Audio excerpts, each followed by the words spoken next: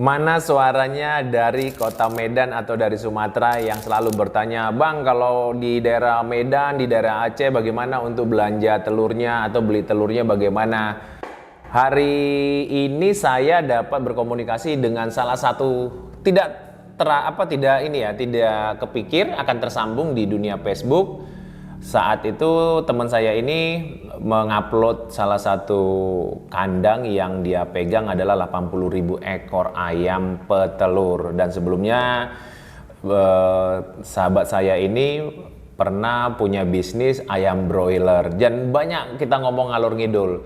Untuk banyak pertanyaan-pertanyaan tentang mana lebih enak beternak ayam broiler atau beternak ayam petelur, kita ikutin aja konten ini. Mudah-mudahan bisa menginspirasi. Ayo kita ikutin ya, dari jarak jauh dari Semarang ke kota Medan. Bagaimana bisnis telur? Ada berapa ribu ekor? Enggak, itu bukan punya kita itu sebenarnya. Punya siapa? Kebetulan kan, iya, kebetulan kan kami bergerak di bidang inilah, obat-obatan hewan. Oh, berarti ini ya bekerja di bagian obatan hewan itu adalah mitramu gitu ya? Iya, mitra. Kebetulan ada beberapa farma, Kak. Kebetulan yang saya ini kita pegang lah dari semuanya ini bisa saya tangani. Maksudnya gini kan, kalau kita kan sebenarnya kan sebagian hanya sebatas jual beli, cuman ada beberapa farm yang minta kita fokus lah kontrol sekalian bantu farmnya gitu. Jadi pertanyaanku gini, lebih safety bermain ayam daging apa ayam petelur? Tadi kalau bilang kan adalah bermain ayam petelur. Kenapa pertimbangannya ayam petelur? Untuk produksi kan setiap hari dia dan jangka waktunya panjang dia. Karena kalau dia ayam petelur kan dari dia akhir itu umur di 90-an minggu ke atas. Kalau hari mungkin di sini sekitar 700-an hari lah. Nah, kalau ayam broiler kan dia hanya 30 hari. Baru kita tanam lagi gitu ya istilahnya ya. Iya, jadi kan persiapan kandang sampai dia panen mungkin sekitar 2 bulan lah. Jadi 1 tahun 6 kali periode lah. Jadi seperti itu dia.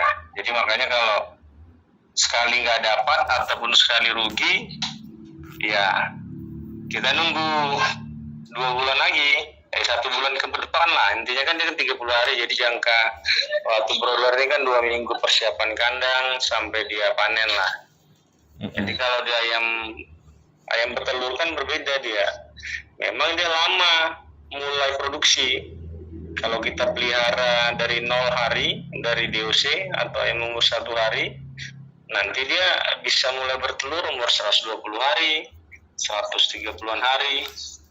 Nah, cuman panjang, telur itu kan setiap hari dia. Sampai nanti umur 2 tahunan kalau taruh di sini lah. Atau 700-an hari. Nah, gitu dia makanya.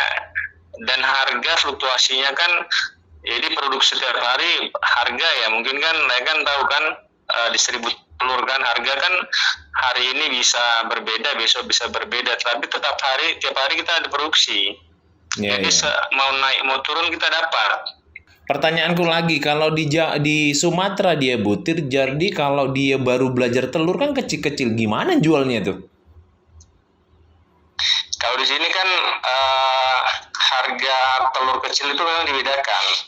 Jadi kalau per butir harga telur yang kita bilang sedang ke atas 1.300, mungkin itu nanti 1.100 rupiah atau 1.050 gitu dia. Kalau yang baru belajar telur kan kecil-kecil banget itu dijual juga. Kalau baru belajar apa? Kan yang baru belajar nelur? Iya. Yang baru belajar nelur itu dijual juga. Misalnya kan dia masih kecil-kecil banget itu. Iya dijual. Itu kan ada pasarnya lah. Oke. Pasarnya seperti sini kan untuk jualan sarapan pagi, lontong. Nah, itu kan mereka kan biasanya kan telur ceplok kan kecil-kecil kan Ini harganya kan lebih murah. Mereka biasanya ngambil seperti itu, telur yang kecil-kecil. Oke. Tapi kalau Nah, di di sini ada pasar masing-masing ya. sekarang berapa harga hari ini di Sumatera? Hari ini mungkin 1310 ya. Tapi saya nggak pantau sih hari ini memang. Kemarin 1300-an.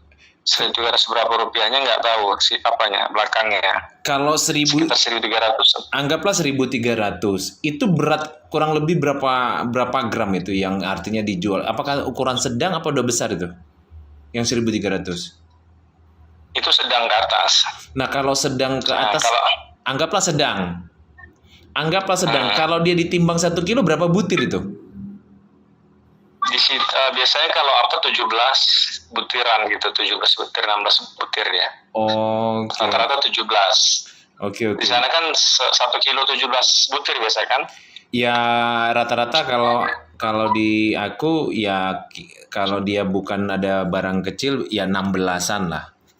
Tapi kalau ayam yang mau diapkir 1 kilonya kurang lebih 15 atau 14 butir, dia kan dosa besar kan? Iya, itu ayam lebih berat dia biasa, ayam lebih tua ataupun udah maafkan lebih berat dia ukuran telurnya. Berat telurnya. Udah besar ya. Oh, kalau di sana butir ya. Tapi sebenarnya secara average kalau dibagi sih hampir sama sih ya. Karena tadi kan kalau dia ukuran sedang dengan timbangan kurang lebih 17 butir atau 16 kan sebenarnya gitu kan. Nah, kalau dari kandang 1.300-an, anggaplah 1.300. Pernah coba nggak live beli dari warung, berapa dia jual? Di sini harga di warung itu rata-rata 2.000 dia yang sedang ke atas.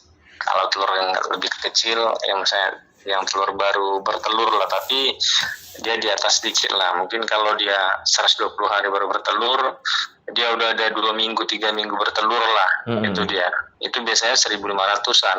Kalau di sana berarti hitungnya kalau beli dari kandang itu karpet atau gimana hitungnya? Butir juga? Jadi kalau hitungan di sini per butir, cuman di sini udah mulai timbang, tapi timbangnya per 10 karpet.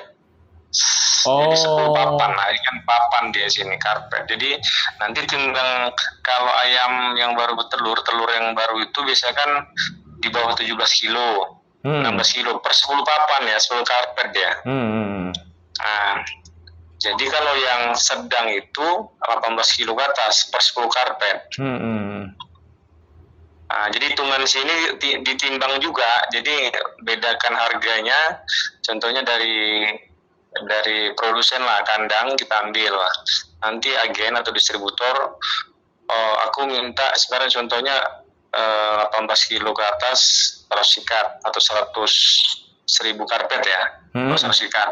Nah, jadi 18 kilo ke atas ini nanti ditimbang, aku ngambil yang 17,5 atau 17 kiloan 10 karpet contohnya, atau 10 ikat atau 100 karpet. Tapi tidak termasuk karpet lagi dihitung ya, berat karpet nggak dihitung ya?